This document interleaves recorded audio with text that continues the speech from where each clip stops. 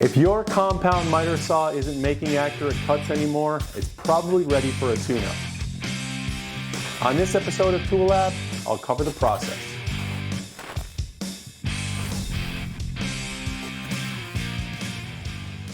Hi, I'm Chris Ermides with This Old House.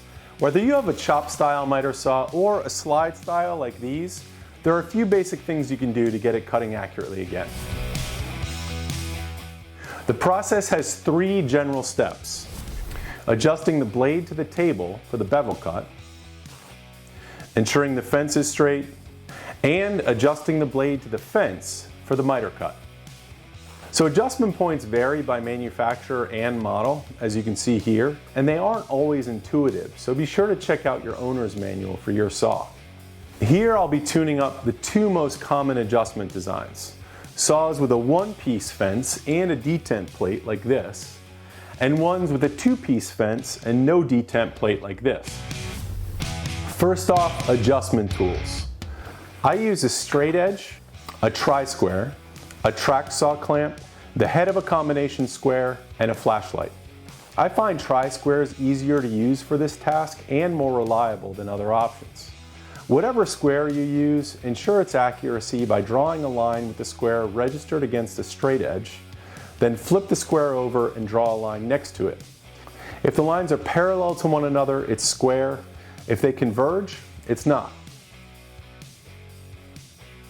Be sure the saw is unplugged and the battery is removed while making any of these adjustments.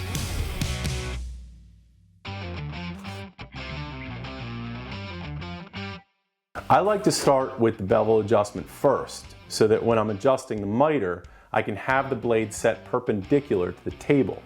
With the head set at the 90-degree bevel stop setting, and the head locked in lowered position, I clamp the stock of the square to the blade, making sure that it registers on the plate and clears the teeth. A flashlight helps quickly identify how this square is hitting the table. Then I adjust the stop setting until the square registers perfectly. Some saws, like this rigid, have a detent plate, which allows you to fine-tune the setting. For these saws, I follow the same process. Once the detent plate is set to cut square to the table, then the other common angles are preset by the detent, so you don't need to make any other adjustments for the bevel cut. An easy way to check the accuracy of the 90-degree bevel adjustment is to make a cut with a piece of stock standing on edge. I like 3/4 MDF or plywood here because they're consistently stable and flat. Make the cut, then flip one side around, matching the cut ends. They should meet up perfectly if the saw is adjusted correctly. If your saw doesn't have a detent plate for the bevel adjustment, it probably has positive stops at 45 degrees, like this one. The head of a combination square works well here. Similar process as before, set the head to the left and use a flashlight to see if there are any gaps. And then adjust the stop until the head of the square is tight between the table and the blade. Then repeat the process on the other side. Depending on the motor location of your saw and the size of the blade, you might need a smaller square, like I did here.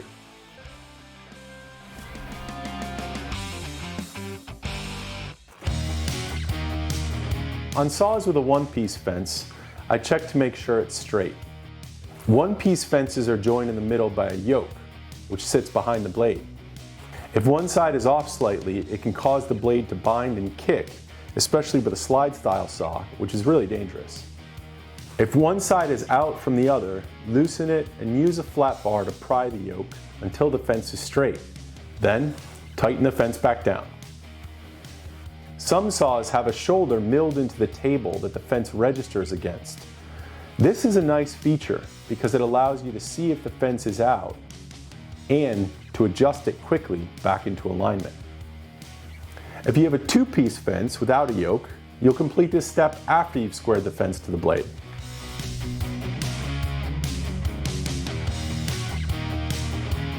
This step starts the same as the first. Once the head is in the 90-degree miter detent, I clamp the stock end of a tri-square to the plate of the blade. I use a scrap piece to hold the square up off the table so I can see it better against the fence. Then I loosen the screws that hold the detent in place. One thing that's important here is to make sure you don't lock the miter angle. Just let it sit in the detent. Once the detent plate is moving freely, I adjust the head until the square registers perfectly against the fence. Once the square is aligned properly, I tighten the detent plate back down. If your saw has a two-piece fence, follow the same process for one side, and when the square is aligned properly, tighten the bolts down. Then, align the other side with a straight edge. You can check the accuracy of this adjustment the same way you did with the bevel setting.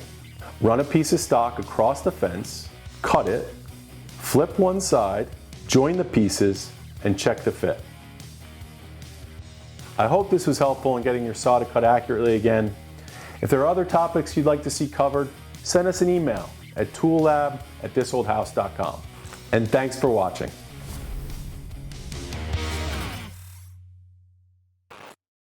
Thanks for watching. This Old House has got a video for just about every home improvement project, so be sure to check out the others. And if you like what you see, click on the subscribe button to make sure that you get our newest videos right in your feed.